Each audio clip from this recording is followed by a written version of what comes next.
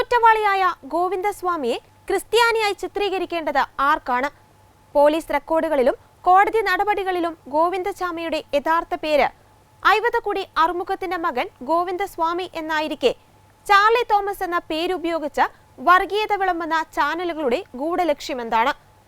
Police പിടിക്കപ്പെടുമ്പോൾ പേരുമാറ്റി പറയുന്ന ഗോവിന്ദചാമി പലപ്പോഴായി Charlie, Krishnan, രാജ, രമേശ് എന്നിങ്ങനെ സ്വന്തം പേരായി പല പേരുകൾ പോലീസിനോട് പറഞ്ഞിട്ടുണ്ട്. സൗമ്യ കേസിൽ പിടിയിലായപ്പോൾ ഇയാൾ പോലീസിനോട് പറഞ്ഞ പേരാണ് ചാർലി തോമസ് എന്നത്. പോലീസ് നടത്തിയ അന്വേഷണത്തിലും ഇയാൾ തമിഴ്നാട് സ്വദേശിയായ ഗോവിന്ദസ്വാമിയാണെന്ന് കണ്ടെത്തി. എന്നാൽ ഇവിടെ ചില മാധ്യമങ്ങൾ തെറ്റ് തിരുത്തുന്നതിന് പകരം അതെങ്ങനെ ദുരുപയോഗം ചെയ്യാമെന്നാണ് ചിന്തിക്കുന്നത്. ഒരാൾ കുറ്റവാളിയാകുന്നത് മതത്തിന്റെ പേരിലല്ല. പക്ഷേ ഗോവിന്ദസ്വാമിക്ക് മറ്റൊരു പേര് ഇല്ലാതിരുന്നിട്ട് കൂടിയും മാധ്യമധർമ്മം മറന്ന് ജനം TV ചാർലി തോമസ് എന്ന് എഴുതി കാണിച്ചത് ആരെ പ്രീണിപ്പിക്കാനാണ്? തെറ്റായ വിവരം നൽകി ജനങ്ങളെ തെറ്റിദ്ധരിപ്പിക്കുവാൻ ശ്രമിക്കുമ്പോൾ സാക്ഷര കേരളം അഭിമുഖീകരിക്കുന്നത് പൊളിറ്റിക്കൽ അജണ്ടയുടെ വിഷമുനകളോ? ആരുമറിയാതെ വർഗീയതയുടെ വിഷം സമൂഹത്തിൽ കുത്തിവെക്കുന്ന ഈ മാധ്യമ പ്രവർത്തനത്തെ സമൂഹം എങ്ങനെ വിശ്വാസത്തിലെടുക്കും?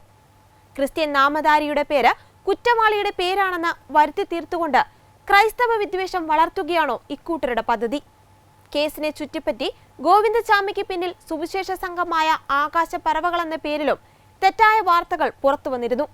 ഞായറാഴ്ച ഇയാൾക്ക് വേണ്ടി പ്രത്യേക പ്രാർത്ഥനകൾ നടന്നിരുന്നുവെന്ന് തേജസ് എന്ന പത്രം പുറത്തുവിട്ടിരുന്നു.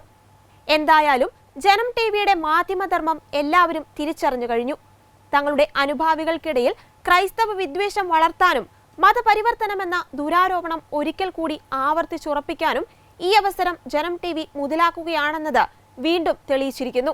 ഒരു കുറ്റവാളിയെ അവന്റെ യഥാർത്ഥ പേരിൽ അഭിസംബോധന ചെയ്യേണ്ടത് പ്രധാനമാണ്. യഥാർത്ഥ പേര് ഉപയോഗിക്കുന്നത് കുറ്റകൃത്യത്തിന്റെ ഗൗരവം നിലനിർത്താൻ സഹായിക്കുമെന്നിരിക്കെ ഒരു കുറ്റവാളിയുടെ പേരിൽ ക്രൈസ്തവരെ ഇകഴ്ത്തിക്കാട്ടാനും സമൂഹത്തിൽ ഭിന്നത പടർത്തുവാനും ശ്രമിക്കുന്നവരെ സമൂഹം കരുതിയിരിക്കുക. വാർത്തകളിലെ സത്യം തിരിച്ചറിയുക.